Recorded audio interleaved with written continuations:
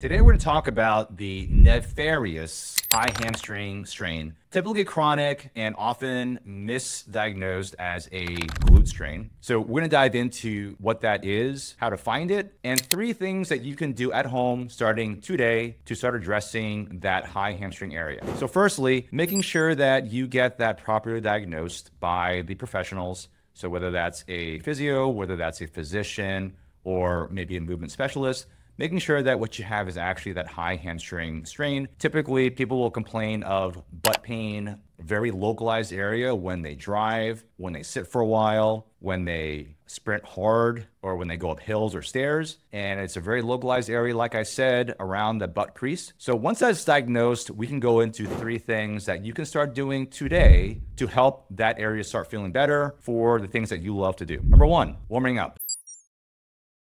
And by the way, nothing I say today is rocket science. I'm just going to tell you the things that have worked for me and my clients to help address those areas. So warming up might seem obvious, but a lot of us don't do it.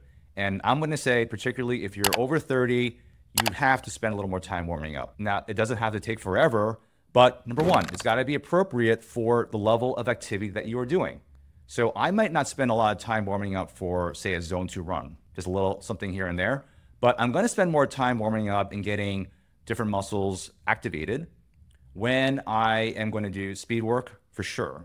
Or if I know I'm going to do a lot of heel work for sure, because I don't want to get hurt. And I know that for me and my body, that it takes me a little bit longer to get started into those more high intensity workouts. So I would recommend the same for you. Now, a warm up might be, say, adding some cardio in there, of course, but also adding in isometrics. So that might be a front foot elevated split squat where your foot is elevated on a surface and you're in a lunge position to access that area of the hamstring. It might be a Bulgarian split squat isometrically done, or rear foot elevated split squat, so that your body's a little bit leaned forward to access that posterior chain and get that hamstring fired up along with other muscles. In fact, any kind of lunge work in an isometric hold will be helpful in getting that hamstring warmed up. Number 2, you can also add in hill work, so walking up hills if you know you're going to be doing some hill work that day, or even doing stairs. So maybe taking 2 or 3 at a time, if you can, to get that hamstring area up in that crease to be more warmed up. Number 2,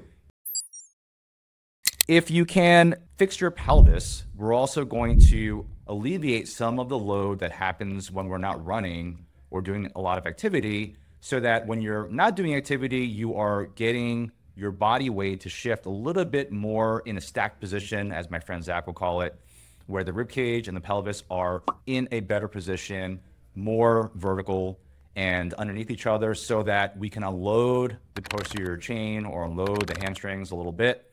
Because runners, it's kind of funny, when you're running, you're leaning forward, but runners often stay in that forward position even when they're not running. So bringing ourselves back so that we don't have that straight back posture where our lower half is sort of move forward versus our top half, or in that forward lean posture. Those are 2 things that I found very common in people who do have that high hamstring issue. So making sure that those are addressed properly. And in another video, I'll go over a couple of things that we have tried that have been successful in helping people to get that weight shift and that stack positioned in a better alignment. Finally, number 3, doing single leg work. This might seem obvious again, but if you're doing deadlifts and squats, that's great. But why not add in lunges to everything that you do so that you can work out your weaker side? And we all have a weaker side. And that might translate into more force on that weaker limb when you're doing things like running. So it would behoove us to make sure that we are working each side independently when we're doing strength work. And remember, with strength work, we're adding load. So we're not just doing things that are body weight, although body weight is fine. We want to actually progressively load those areas so that we can develop the kind of strength base that we need to be even more successful at the things that we love to do.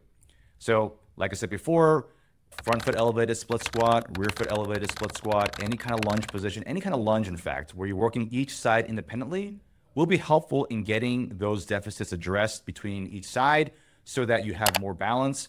And in doing so, making sure that the stress across both sides is equal as you do those things that you love to do. So again, very easy fixes, I would say. These things do take time, so don't expect these things to get better faster as far as high hamstring issues go. They do take a while. And remember, for many of you, you've probably waited too long anyway, which was the first problem. So I often tell people, listen, when you start feeling something, whether it be the high hamstring or some other area, if you want to rest for a week or two, fine. If it goes away, okay, maybe that's one solution, a temporary one. But making sure you find out what the root cause is going to help you to have a very happy hamstring and to stay injury resistant so that you don't have to deal with things when they're too late and things take a while. We've got a couple of runners right now where things are just, they're just so stubborn, these issues of the hamstring, especially in the high hamstring area, that it is taking a while. And we do use special technologies to speed up the process, but even then, it does take a while. So understand that if you have a chronic high hamstring issue, it may take some time to solve. Don't be discouraged. There are solutions out there, and I'll go over some of those in our next video. Hopefully that was helpful. Again, make sure that you share, like, or subscribe. And of course, if you've had a solution that you have found to be helpful, please write that in the comments so that we can share and build knowledge together.